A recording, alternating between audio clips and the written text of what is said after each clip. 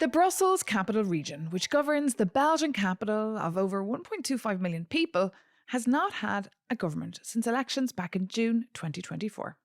Does this impact the EU? And if yes, how?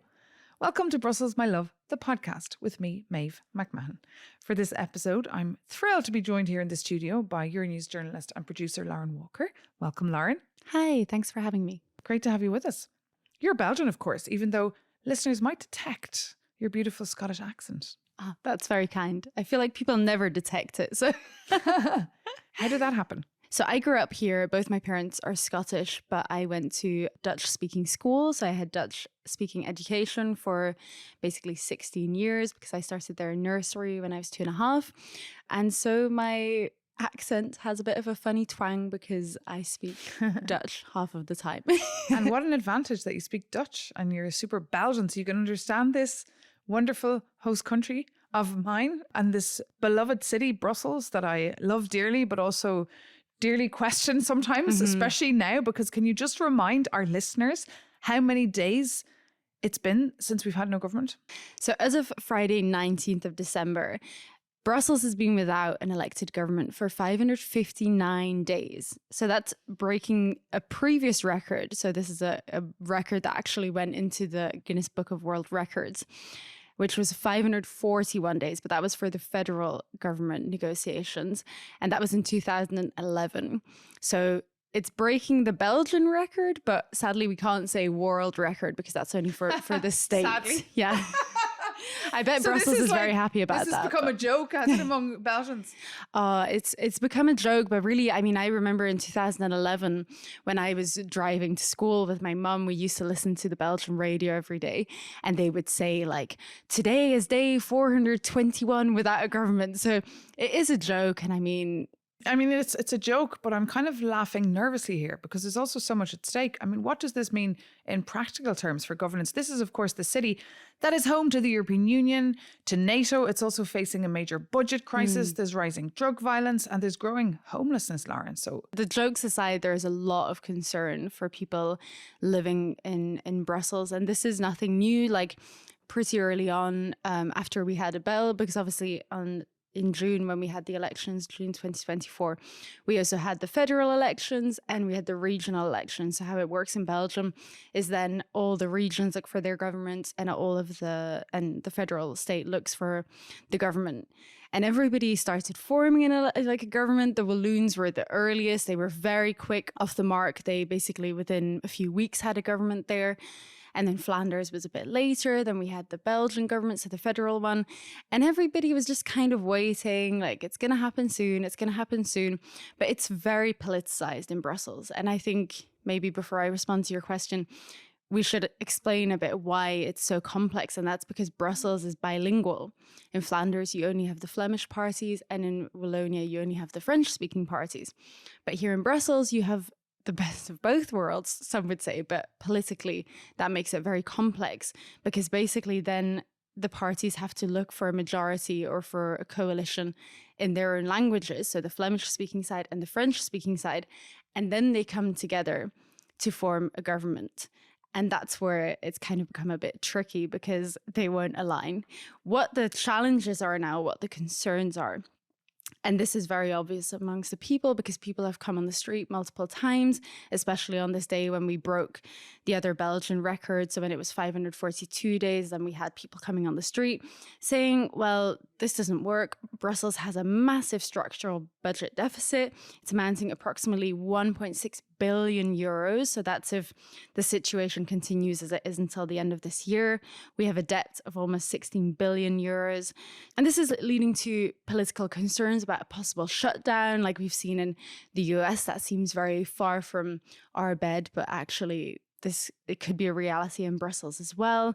Then you have social support organizations losing subsidies. So this is very concerning for organizations who are trying to support, for example, homeless people, food banks, things like that. And then maybe more visible to people living in Brussels is stalled construction works. Brussels has now said that they don't have enough money to pay for road maintenance, for example. And bringing this back to the EU bubble, I mean, the Schuman works is one example. There's real concern that we won't be able to afford to finalize these works. And obviously, this is the heart of the EU capital for many. And there was a statement out this week, wasn't there, saying Brussels no longer has the funds to maintain its roads. They spent 3.2 million on resurfacing its regional roads last year. That's way below its targets. And to keep the 800 kilometres of Brussels roads in good condition, 10% of them must be resurfaced this year. And you mentioned the Schuman roundabout. I mean, I'm here every morning and every evening, and you are too. And it's not exactly like they're busy there working hard. Weeks go by where there's no construction workers there. Yeah. Yeah, and I mean, where we stand now, currently at the mid-December, the works are not even close to being finalized. I mean, I don't know if you've seen the plans for what it's supposed to look like. The road needs to be finalized, but then we're going to have this like central part within the roundabout with the whole structure, and it's supposed to be like semi-pedestrianized. So when you look at the situation now and what it's supposed to look at, like according to the plans, there's a very big gap. And I think a lot of people are concerned that obviously it's very annoying if you work here, the works there. And it's embarrassing. It's embarrassing. Even for us here at Euronews, our offices, our studios are right here in the heart of the EU quarter. And we're bringing like presidents, prime ministers, heads of state here, and we have to kind of drag them through the works. I mean, obviously, works are important because then they improve the streets. But if it takes years and years, it's not good at all. And we saw as well an open letter, Lauren, signed recently by 200 business and cultural figures saying the lack of government here has created an unprecedented institutional and funding crisis. Yeah, I mean, I think that would sound very familiar to a lot of people living in Brussels. And I think for a long time, the joke could stand because people weren't realizing it. And then more and more you heard in local media the stories about the social subsidies being cut, people on that front, the NGOs struggling. But I think now people are really starting to realize, well, if we don't solve this soon, we're going to be next. Like the ordinary people, so to say, will be impacted.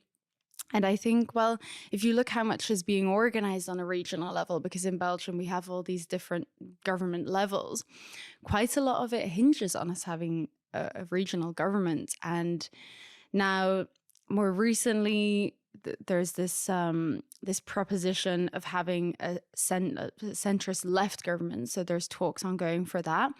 But it seems like every proposal that's put forward is being blocked by one person who they're heavily depending on. Indeed, and I was reading there, the Francophone Socialists have ruled out a coalition with the Flemish Nationalists. That's, of course, the N-VA party of Prime Minister Bart de Wever. The Socialists say that N-VA, they're anti-Brussels, they're anti-diversity. But then you've got the Flemish Liberals, the Open VLD, who say, no, they don't want to form a government without the N-VA because, they think the Socialists are, quote, alcoholic addicted to public spending. So there's just like, no one's really getting on there. No, and now the latest proposal that's been put forward is from the centrists Les Engagés. So they're in the government in Wallonia with MR. MR is the French-speaking Liberal Party. And they were actually the biggest party in Brussels, but are now being bypassed to create this centre-leftist party coalition. And this coalition, funnily enough, is being dubbed the Guinness Coalition, referring to that Guinness Book of World Records. And this would also be created with the PS, who you just mentioned, and were blocking previous proposals. The problem here is that, again, what I referred to previously regarding these Flemish and French-speaking majorities that are needed to create coalition, it's impossible to create a Flemish coalition because this time Open VLD, the Flemish-speaking counterpart to MR, doesn't want to engage. So as I was saying before, every time there's like one step forward, someone's taking two steps back. Yeah.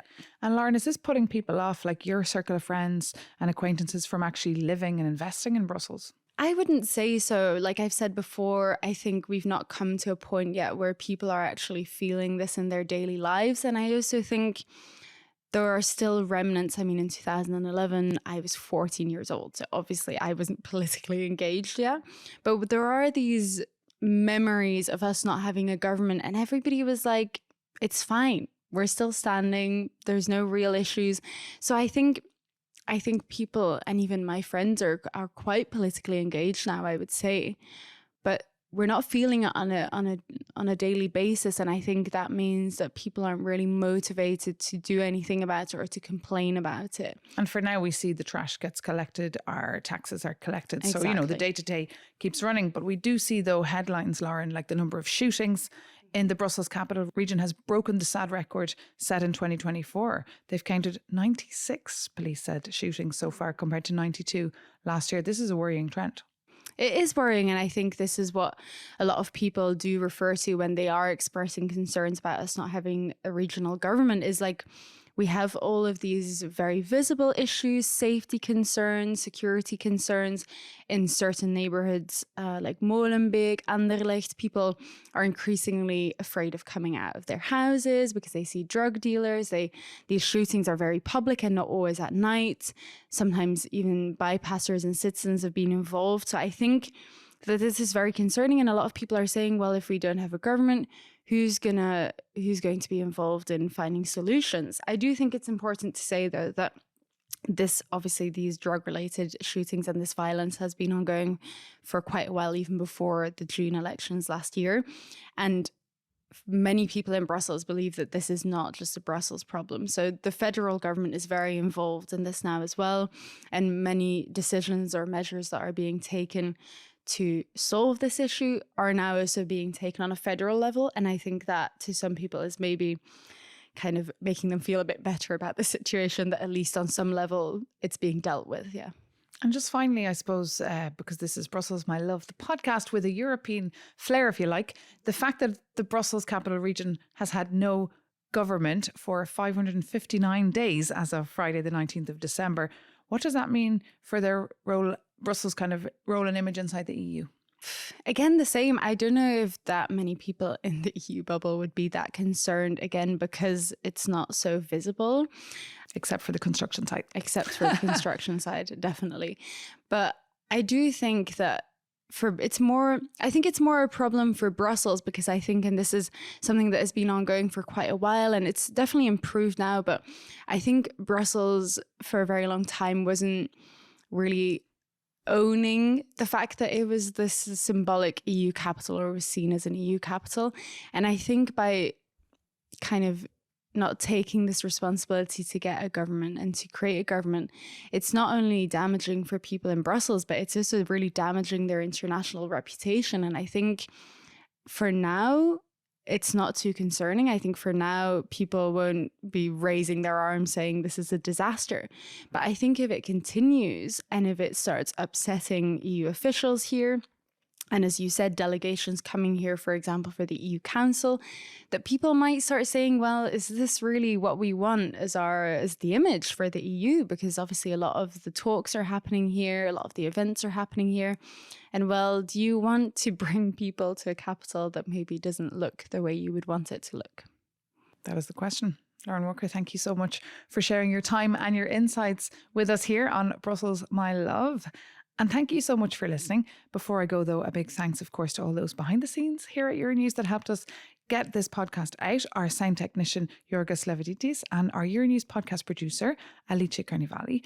And if you're not already, you can listen to this series on Apple Podcasts, Spotify, or wherever you get your podcasts. You can also find us on euronews.com or Euronews' YouTube channel. And if you like what you hear, please leave us a review and spread the word about Brussels, My Love, the podcast. See you next time.